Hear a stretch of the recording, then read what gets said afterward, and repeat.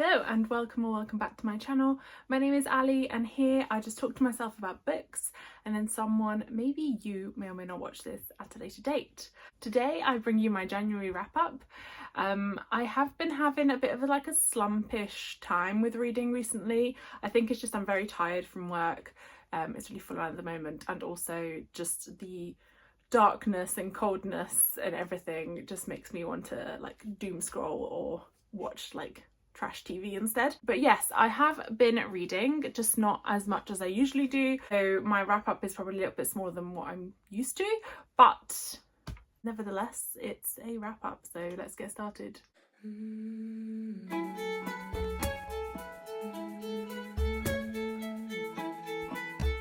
So first of all, I'd just like to say it was a pretty good reading month for me. There was a few little disappointments that I will cover probably towards the end of the wrap up.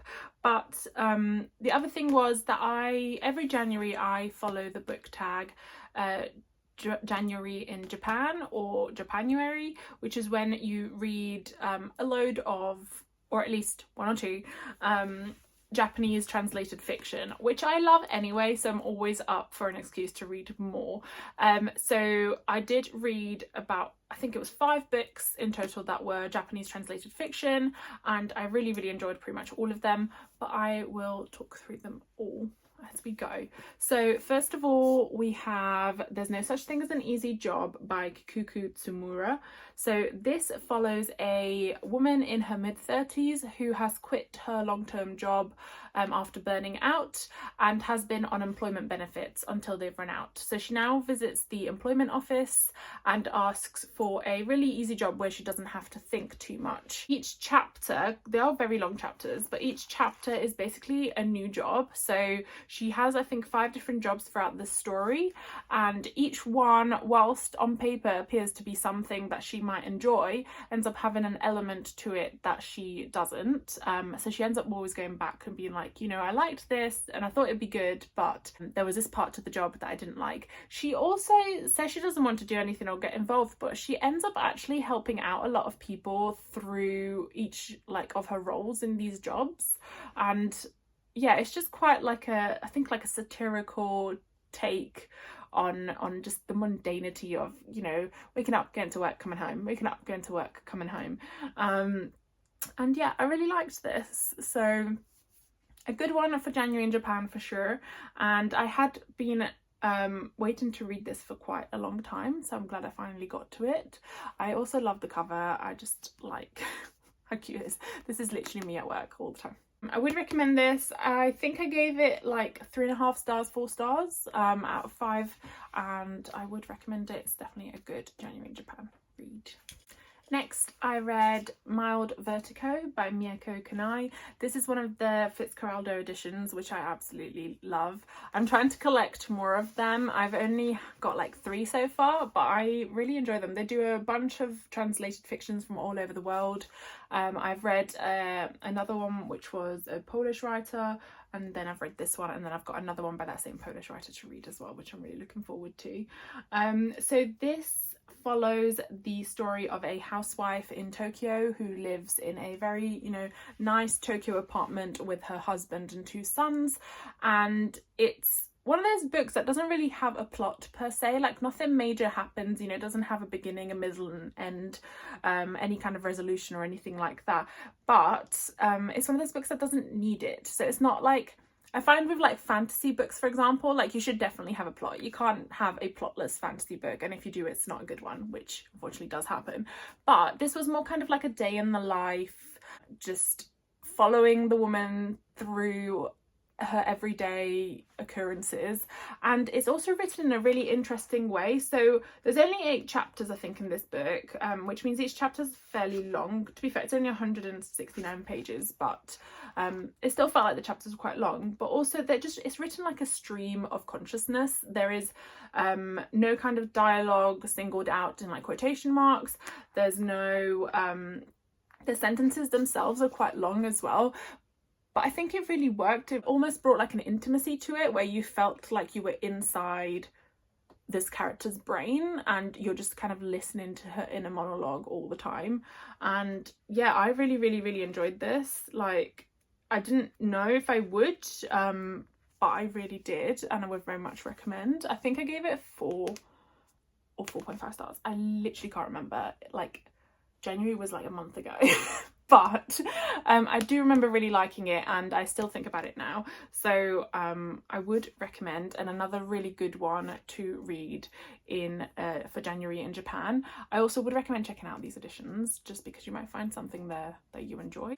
Next, I read one of my favourite kind of cozy magical realism type stories, also Japanese translated fiction, and that is Before We Say Goodbye by Toshikazu Kawaguchi. This is the 4th installment in the Before the Coffee Gets Cold series. They are all fairly similar, but I love them and I don't care. So the kind of general gist of the story is that there is this magical cafe. It's not magical in itself, so the cafe is pretty normal, you know, people can just go and visit it as it is. However, it does have this one seat in the cafe where if you sit there and drink the coffee poured by one of the women in a particular line of families that work in this cafe, you can visit the past or the future, it turns out, to visit someone in the past or future that you want to visit. So for example, like a lost loved one or your, I don't know, childhood best friend, things like that. The only stipulation is, well, multiple stipulations, but the only requirement is that they must have visited the cafe at that time as well. So you can't visit them in the past if they haven't also been in the cafe. And also you have to return from your trip before the coffee gets cold, otherwise you can get stuck in a bit of a limbo and become kind of like a ghost, essentially. There's also the fact that you're unable to change the past, the future, the present, anything. It's just so lovely. Like, all the stories are really heartwarming, they're really emotional, it always brings a tear to my eye, and yeah, I very much enjoy this series of books. I think there's like another 2 out now, but I'm collecting them in paperback, so I have to wait, I think, for the next few to come out in paperback. And as I said, they're quite formulaic, but you kind of know what you're getting, and it's just nice and cozy and cute, and I just enjoyed it. So yeah, check these out. Also, I just love, like, all the covers have a cute little cat on them. It's so sweet, and they've all got this little holographic element to them. And they're all different colours. Then I read my last 2 Japanese translated fictions for the month, but by the same author. So these are by Seishi Yokomizo. They have been slated, or I've read places that they're essentially like the Japanese version of Agatha Christie, and I would agree with that. So I really enjoyed these. They are kind of mysteries, crime mysteries, where you know, a murder has happened and there's a detective in both. It's the same detective in both stories, but you don't have to read them in order. There's many of them, so I think this is the first one officially.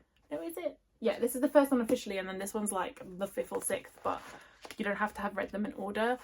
This follows a detective who, like Agatha Christie, a bit like Poirot, but not, will attend a crime scene to find out what happened, and they're all like, I think this first one was like a closed room mystery where it appeared like that there was no way for someone to get in and unalive someone, but they did. And this one was kind of like a family affair type thing. It kind of reminded me a little bit of Knives Out, that movie with is it Daniel Craig? But yeah, so I think in this one there's a upcoming wedding for quite a prominent family. I think it's set in like the early 1930s or like late 1930s, so kind of like around that time period. And on the day of the wedding, or the day after the wedding, the bride and groom are found unalived in their room, and it just appears that like no one was able to get in the room, but they've, you know, been unalived in there. So that's kind of the mystery, and it's really, really interesting. There's a lot of different characters, there's a lot of like plot twists and stuff, and I just really liked the writing. I would say though that this one's probably my favorite out of the 2. In this one there is a it's a post-war Tokyo, and there is a, again, prominent family, and the kind of head of the family the current head of the family, because the father is still alive but he's kind of old, is again found unalived, and they think that he did it to himself. But then other people start passing away in weird circumstances or being hurt, and it's kind of all within the family. And yeah, another really good mystery. I'm always a little bit like weird with mysteries. Sometimes I find them like quite boring because it's really easy to tell where it's going to go, but these I really enjoyed. As I said, it's very much like Agatha Christie but in Japan with a Japanese author and Japanese vibes. It's definitely got Japanese vibes. But yeah, so these two I would very much recommend, and I do have another one that I didn't have a chance to read, so I'll probably save it until next January. But yeah, I very much like this series, and I might try and continue to collect these editions because they're very cute. I do like them. So that was kind of it for my Japanese translated fictions, and next I read my subscription boxes. So first of all, I read Heavenly Bodies by Imani Eriu. This was in the Fairy Loot Romantasy subscription, and it's absolutely probably one of my favourite naked covers ever. Like, isn't that just stunning? I love it so much. I wish you could just like display books open like this, but... So this is the story of Alara. She has become queen after the passing of her parents, of her realm. However, she's also living under kind of the doom of this prophecy that was made when she was younger, which was that she would fall in love with a star and it would like end them both. So when the star as part of this prophecy finds this out, he sets out to basically imprison her or get rid of her so that the prophecy can't come true. And it is Ariete, who is the star of war, and he kind of descends upon her kingdom, wreaks havoc, and tries to kidnap her. She ends up running away, and does she run away? She ends up being kidnapped actually by another group of people who are from the neighbouring kingdom, but a rival kingdom, which is the kingdom of Helios, otherwise known as the Kingdom of Light, where the king there wants to essentially use her as a weapon to end all of the gods, all of the stars, so that they can rule themselves. She has to then train with the king's son to be able to become this weapon, or they will leave her to her fate. So she ends up kind of striking a bargain with the son, and they start training together, and ... the rest is history. So that's kind of where we are at. It's as I said, it's a very stunning book, and I don't think I've been... Sorry, I'm just showing you the end pages because they're also very pretty.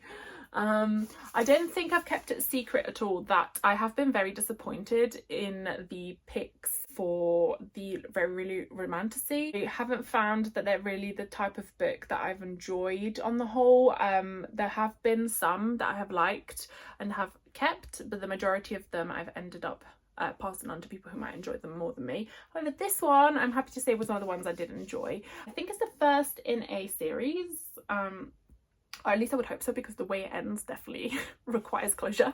So yeah, I did like this. I think the world building was good, the kind of magical fantasy element was good, like the magic system, etc. I always like things that are like a little bit like celestial bodies are, you know, embodied in kind of gods or whatever. It's a bit like mythical but not, although the names and stuff are very kind of reminiscent of like Latin terminology for the star signs, like the signs of the zodiac.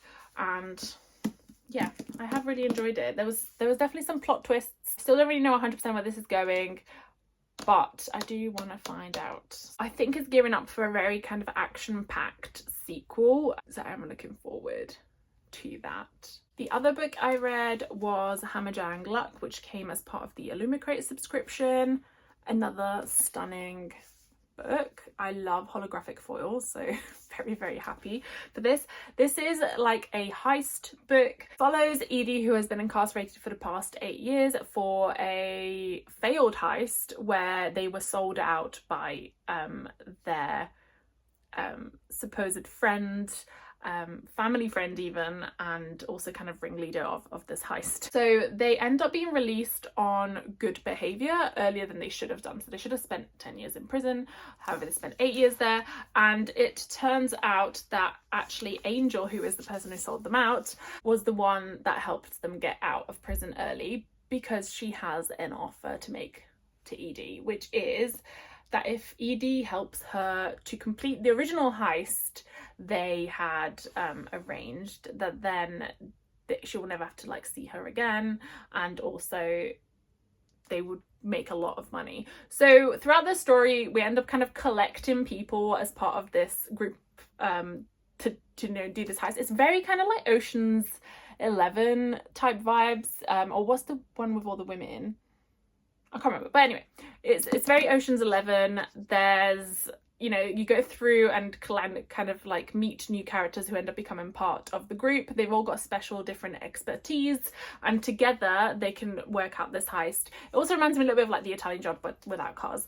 So it's set in kind of like a space station setting, so it's a little bit sci-fi, a little bit cyberpunk. Yeah, it was good. It's got a little element of romance in it. It's LGBTQ plus friendly, which is nice. And yeah, I really enjoyed it. I again have been feeling a little bit like the last couple of books from Illumicrate Crate were a little bit like mid, but this one was good and I did like it. And yeah, it was just like a nice, fun, action-packed story, you know. And then last but not least, I read Onyx Storm. I don't have a physical copy because, as you can see here, I have them in paperback. I did used to have the Waterstone special editions. However, after I read Iron Flame, I was like, I don't think that this is a series that I want to spend loads of money on and, you know, have all the special editions. So I ended up selling those ones and getting these paperbacks, which means that I read Onyx Storm on Kindle because I couldn't wait like a year and a half until it comes out in paperback, mainly because I thought it'd get spoiled. So I did read it the week it came out, and I have thoughts. I don't know how everyone felt about it. So just to recap what kind of the Fourth Wing world is about. The Fourth Wing follows Violet Sorrengail, who is the daughter of a general and also the daughter of a scribe. Her father has passed away. Her older brother, who was a dragon rider, has passed away. And her sister, who is older than her, is currently a commander, I think, in the Dragons Riders Quadrant. She has always geared up to become a scribe like her father, so she is wanting to enter the College of Basgaeth, which is like a military style college, to become a scribe. However, her mother, who is a general, has other ideas, so ends up enrolling her to become a rider, which is very, very hard to do. And also literally just the beginning is like you have to walk across a parapet, which is a very thin like stone path, and it's like raining at the time and stuff, and you have to get across this like massive, I don't know, verge thing, cliff, without, you know, falling off. And then once you get there, also like other people can like unalive you and stuff. It's just very hard to become a dragon rider, and then a dragon has to choose you, otherwise you don't make it. So there's all that. As soon as she gets there, she ends up meeting Xaden, who is the leader of the kind of rebels' children. So there was a rebellion a few years prior to this, and now the children of those rebels are attending this school, and they have been made to kind of attend as a way to like a retribution, I guess. Yeah. So originally they kind of like hate each other and stuff, you know. He's your typical like shadow daddy type vibe, you know, dark, tall, handsome, and yeah, it kind of goes from there. So Fourth Wing I really liked. I didn't like it maybe as much as everyone else did. Like, it wasn't a 5-star for me, but I did enjoy it, and I thought it was, you know, action-packed and stuff. It maybe lacked a little bit of world building. It did lack a little bit of like secondary character development. We focused a lot on like Violet and Xaden, and a little bit less on like the other characters. So that for me was lacking a little bit, but it was good. I enjoyed it. I had a good time. It was a very easy read. Out comes Iron Flame, and you know, it's a lot chunkier. I'm expecting a lot more. and it's literally like, I don't even know how long it is, like 700 pages of miscommunication, which is probably one of my least favorite tropes outside of like, you know, insta lust and insta love. There were still good elements. I do love that Rebecca Yarros puts like those little things at the top of chapters, like little excerpts that are like from the future, the past, whatever, which give you like little clues and stuff, and I do like putting those together. And I don't know, I felt like the book Iron Flame could have been half the size and still been like just as it was. Like, I don't think anything extra happened that required that amount of extra pages. But again, liked it less than Fourth Wing, still was okay-ish.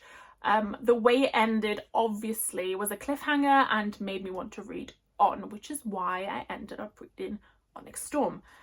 Now, I don't know what happened. I don't know if I just got dumb or like, I don't know, had some sort of weird like Iron Flame, Fourth Wing amnesia, but I barely remembered half the characters that were mentioned in this book. I also felt like it was a little bit info dumpy. Like, yes, there was a lot more like world building, which, you know, is something that I wanted, but the way it was done was very much like blah, blah, blah, blah, and all of a sudden you're like, whoa. And then there was also a lot of like new characters and trying to develop all of them when, you know, that's not possible. You pick a few and develop them well. Don't try and do all of them and not do them all like kind of good. So yeah, I don't know, like I didn't hate it, but it wasn't great. I'm a lot disappointed with Onyx Storm, to be honest. I will continue to read the series because the way it ends is another cliffhanger, and like I feel like, you know, I've read 3 out of the 5 books now. I am very much in it. I need to finish. I need to know how it ends. But I really hope the next 2 are better, because at the moment it's kind of literally going like worse and worse. So I definitely liked Onyx Storm less than Iron Flame, which I liked less than Fourth Wing. So the kind of trajectory we're on right now isn't great. But yeah, I know people have really enjoyed it, and I wish I was one of those people. And I know also people that have really hated it. So I'm not one of them. I haven't hated it, but I didn't really 100% like it. It was very like disappointing to me. Yeah, I don't want to say anything else because I don't want to spoil anything. There was definitely some redeeming kind of characters for sure, and the dragons as always were great, so I will say that. The dragons, amazing. Some of the secondary characters, great. There was a lot of like funny moments, but that's not kind of why I'm reading it, you know? And I'm very much a person who does love world building and character development and action, and, you know, didn't want a main focus to be like just the smart scenes, which there are some, and you know, they're fine. But yes, I don't know, I have mixed feelings. I feel like I need to reread it maybe at some point, but at the moment I need to let the disappointment settle and see how we go. So yeah. Okay, so these are the books I read in January, and yeah, not a bad month overall. I haven't done my usual like stats of the month, mainly because I haven't written them down and I'm recording this on my phone, so I can't be bothered to look them up. But yeah, good month. I read 1, 2, 3, 4, 5, 6, 7, 8 books, which is pretty average for me, maybe a little bit less than usual. I am having not the best February, like I'm really slow at reading this month, so probably next month's wrap up will be like even less, but yeah, we did it, got through. January's over, thank goodness. Let me know what your favourite book of January was that you read, and also if you had any major disappointments like I did with Onyx Storm down below. And if you enjoyed this video, please pop a like and subscribe if you want to see more. See you soon.